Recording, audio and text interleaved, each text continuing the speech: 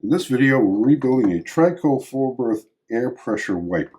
Now, I've totally disassembled one, and I've got one in the vise over there that I'm going to pressure test in a minute to show you the problems I was having with these wipers. This particular device came out of a 1976 Amgen 5-ton M813. This is the valve mechanism component of the wiper. This part right here. This plastic component is attached to the upper part of the cylinder. Fits right in here. Air enters the valve assembly through this opening. You've got a safety valve. Passes through an air passage within this casting to the piston valve. This piston valve is actuated by this balanced spring mechanism, where it's directed to either the valve side opening, valve side of the cylinder, through this casting, or the other side of the cylinder through this casting. And that runs to that opposite side through this hollow tube. And then these ports here would be the exhaust ports, poppet valves. There's this is the cylinder head, and let's say crush washer. These seal up the piston valve. The problem we were having was the air wasn't exhausting out of the cylinder. Air pressure would build up, the wiper arm would go part way down, but it wouldn't return. And trying to manually turn it back and forth, it was under a lot of pressure. Eventually, it would just seep out of the cylinder. When disassembling this, it's important to try to keep these gaskets intact, because although the World War II kit, the rebuild kit, does have the appropriate gaskets, they're paper. They're made out of paper, and they can get kind of brittle. There's a inlet and exhaust port here that has to line up with the corresponding hole within the gasket. So the World War II gaskets will work with the newer castings. The other differences with the World War II kit is the openings in this gasket, which is like an inspection port to the mechanism that converts the air pressure within the cylinders to the rocking motion of the wiper arm. These gum rubber caps would correspond to these rubber O-rings. The parts that I can't identify within the World War II kit are these, and I have no idea where these springs go to. I have no idea where these two pieces go to. They have no corresponding component within the newer valve head. This may have been part of the piston valve. This one right here. These two, only because there are two, may have been a component of the exhaust valves. There are two openings in the casting that are now plugged up, and I have no idea what they're for. Although this looks like an airline coming in, it doesn't do anything. In modern practice, it just holds the hose. These are rivets holding the balance spring mechanism to the valve head. It's a rather simple system, foolproof in many ways, but over time, the components do clog up or corrode. I ran this through a ultrasonic parts washer.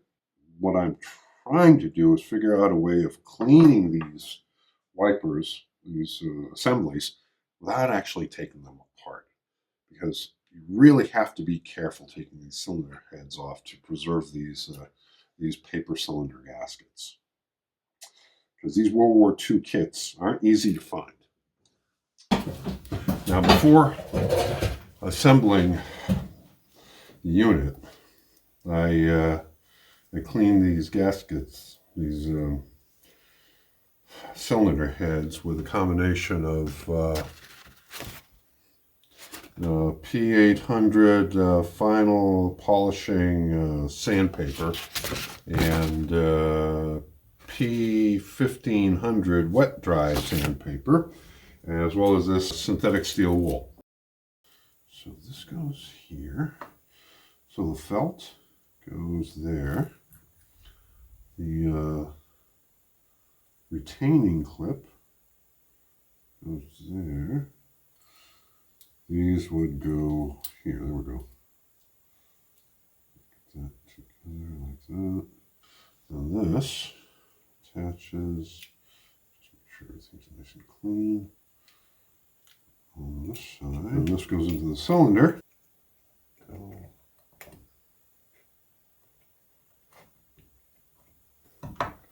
Yeah, that locks everything into place. I want to soak that felt with this cylinder oil so everything moves nice and freely. This has the air port into the side of the cylinder that's opposite the valve body. So that would be this gasket here. We want this wider hole in the gasket to correspond with that port in an exhaust port on the valve body. Doesn't really matter how it goes with this. And what you got to do is you got to carefully thread these screws through the gasket material. This is very, very tight fit. You don't want to tear this gasket. And just clean it off a little bit with some brake fluid. Now we reassemble the other side of the valve assembly.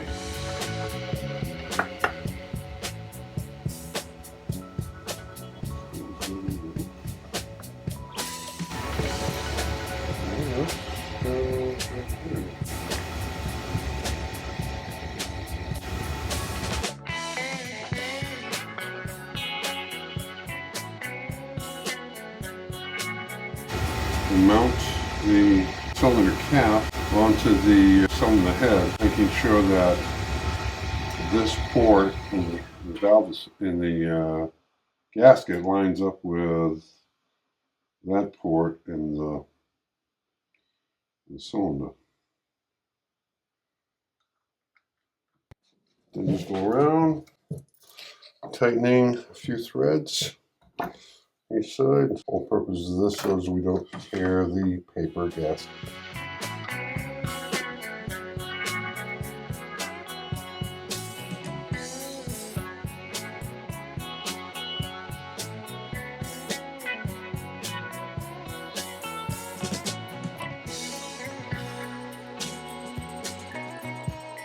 Have to line up the air inlet exhaust to the outer side of the cylinder, to this here.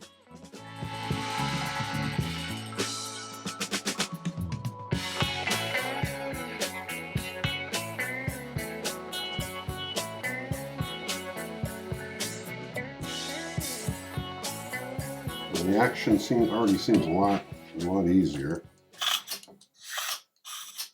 All right, let's test it out. 60 psi. And it works. Bring it down to 50 psi. And to 30 psi.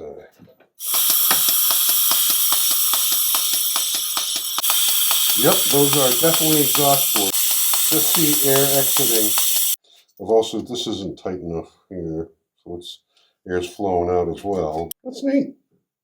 All right, so the goal is now to try to clean this one without taking it apart. This is just too, just the action is just too tight. The action here is nice and loose.